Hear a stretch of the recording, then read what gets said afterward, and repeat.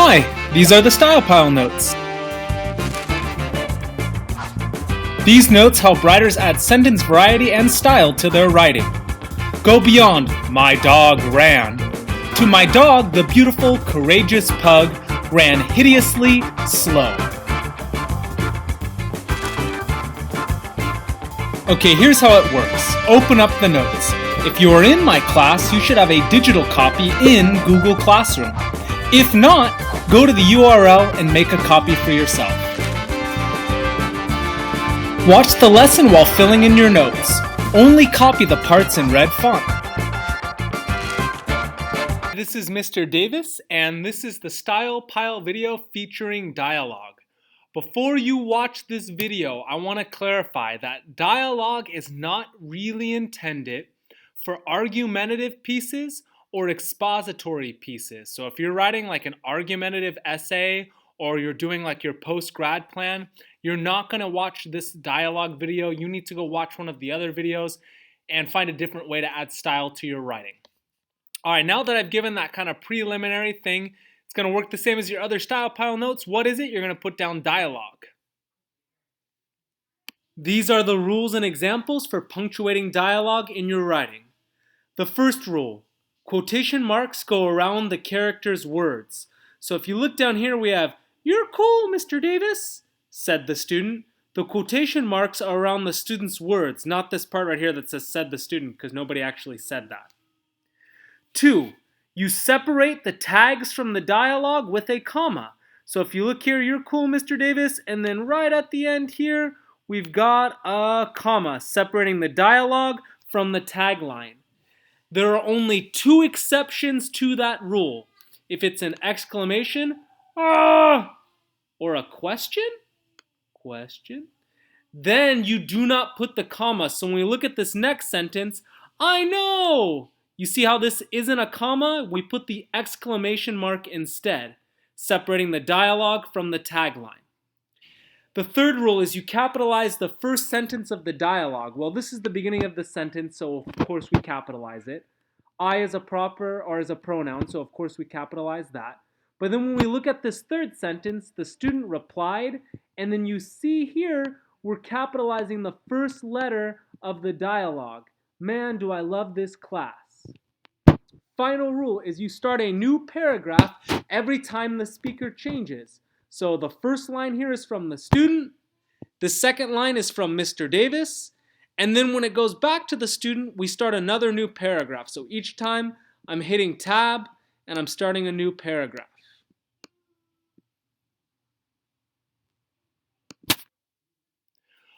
All right, so really quickly I'm going to show you the errors we have here. I'll take 12 tacos. Well, we know that we have to separate our dialogue and our taglines with a comma, so that broke one of the rules that we learned about dialogue. I'll put the comma there. "Okay," Billy replied. Right here we have a period. Remember, we do not separate our dialogue and our tagline with a period. Instead, this should be a comma here.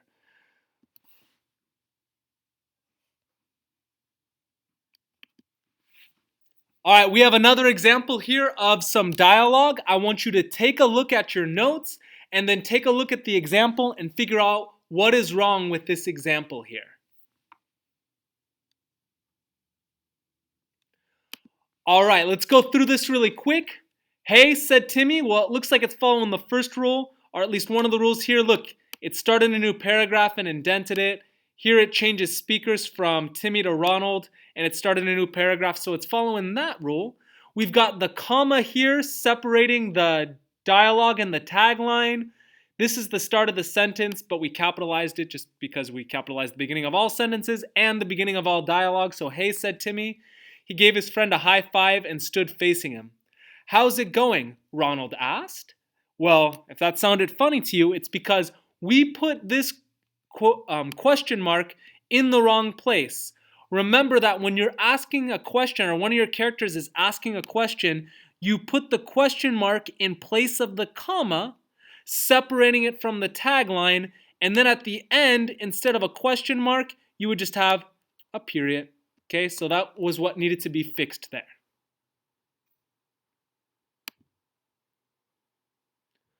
All right, one more example that I'm going to have you look at and figure out what is wrong. We've got this example where two characters are speaking here. There are a few mistakes. I want you to check it out and see what are the mistakes here.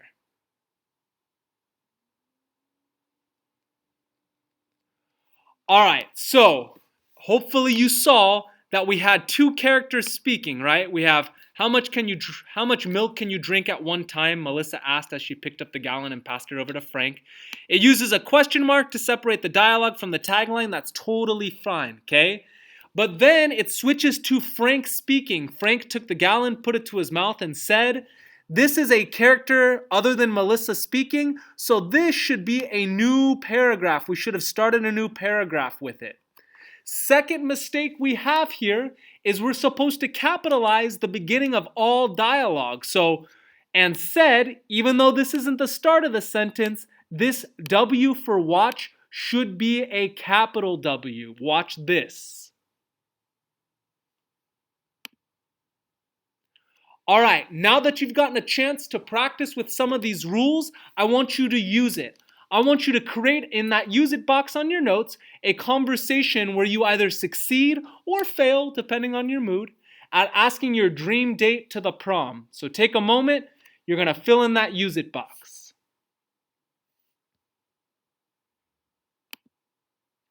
All right, so there are many possible answers to this.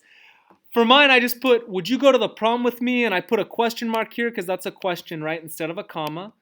Mr. Davis asked his wife. Mrs. Davis, because I'm married, looked at him, smiled, and said, "No."